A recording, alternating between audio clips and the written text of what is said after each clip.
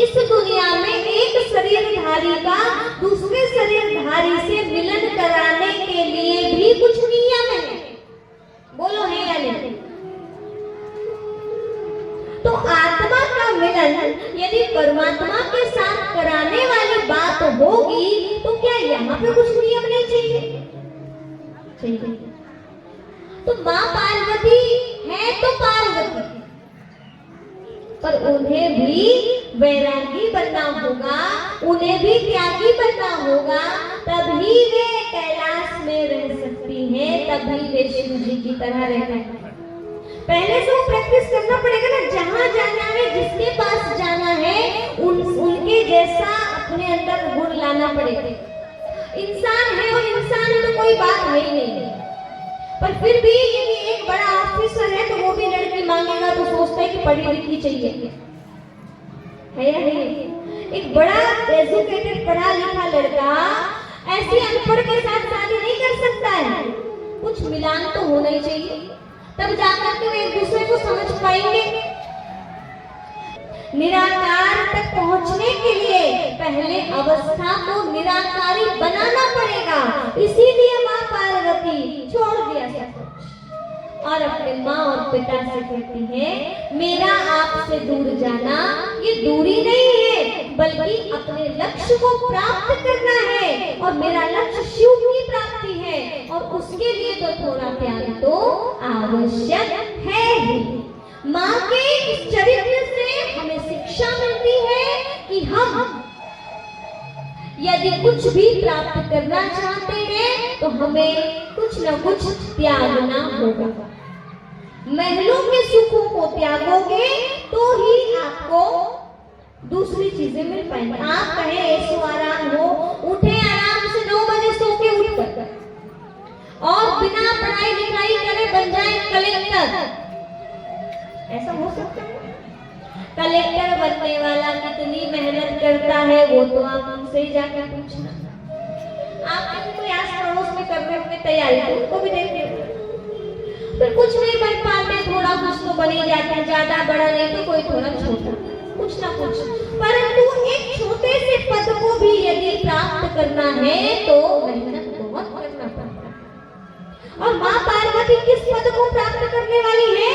भगवती का पद प्राप्त करने वाली है, शिव जी के साथ बैठने वाली है सदा सदा के लिए, उनका वर्ण करने वाली है, इसीलिए उनको साधना करने की आवश्यकता है। और हमको भी यदि शिव जी को पाना है तो हमें भी थोड़ी, बोलो 9 बजे सो के उठना पड़ेगा क्या 4 बजे? शिव जी को पाने के लिए सबसे सुंदर समय परमात्मा से बात करने का कौन सा पता है? परमात्मा से बात करने का सबसे सुंदर समय है ब्रह्म मुहूर्त। जो ब्रह्म मुहूर्त में नहीं उठता वो ब्रह्म में रहने वाले पार ब्रह्म परमेश्वर से मुलाकात कर ही नहीं सकता। जो इधर के विषय भोगों में फंसा रहेगा वो उसे प्राप्त नहीं कर सकेगा। इसीलिए इनका त्याग करना ही उनकी प्राप्ति करना है। कुछ त्यागो तब ही कुछ बड़ा मिलेगा, बिना त्याग के कुछ भी मिलता नहीं। अब माँ पार्वती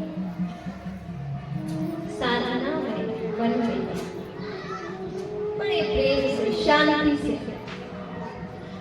शिव जी स्थापित किया है, शिवलिंग बनाया है, और 2 सखियां हैं साथ में, जया विजया, उन्हों के साथ बड़े प्रेम से शिव जी को पाने का व्रत करते हैं। ओम नमः शिवाय, ओम नमः शिवाय, ओम नमः शिवाय, ओम नमः शिवाय, ओम नमः शिवाय।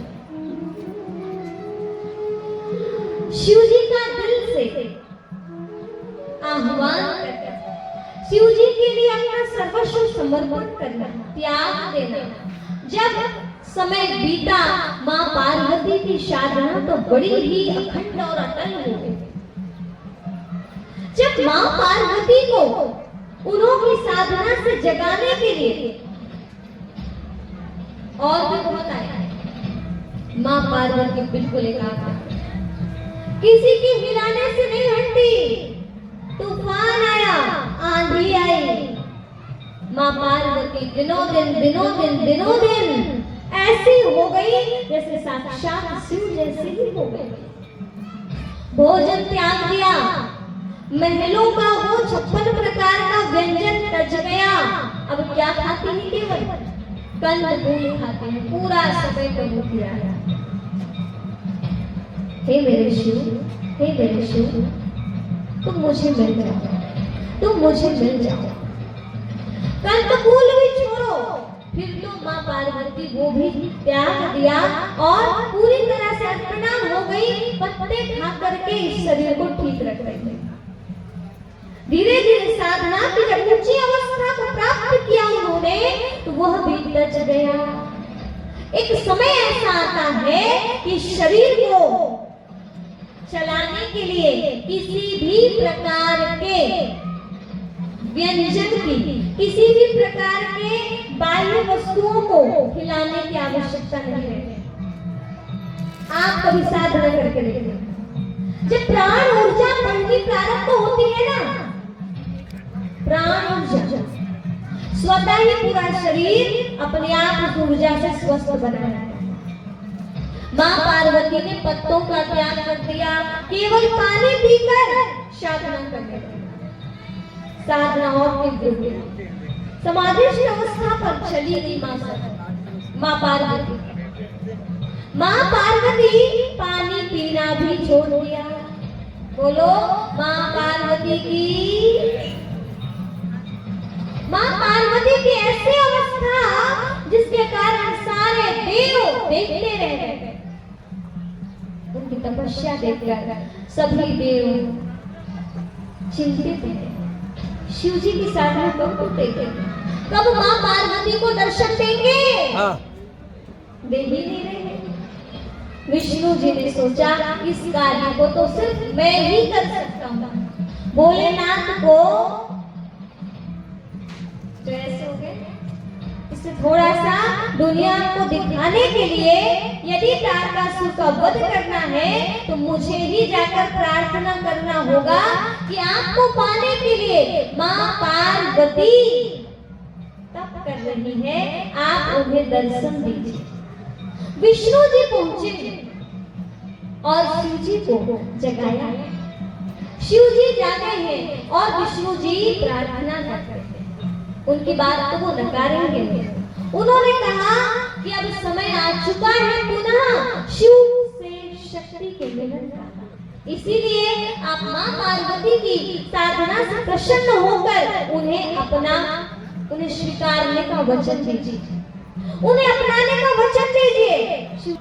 इसलिए संसार के लिए, देवों के सुख के लिए, देवों की शांति के लिए वो शांति आएगी तभी जब आपका मिलन माँ पार्वती से होगा। जब विवाह होगा तभी तो पुत्र पैदा होगा और तभी तो तारकासुर मरेगा।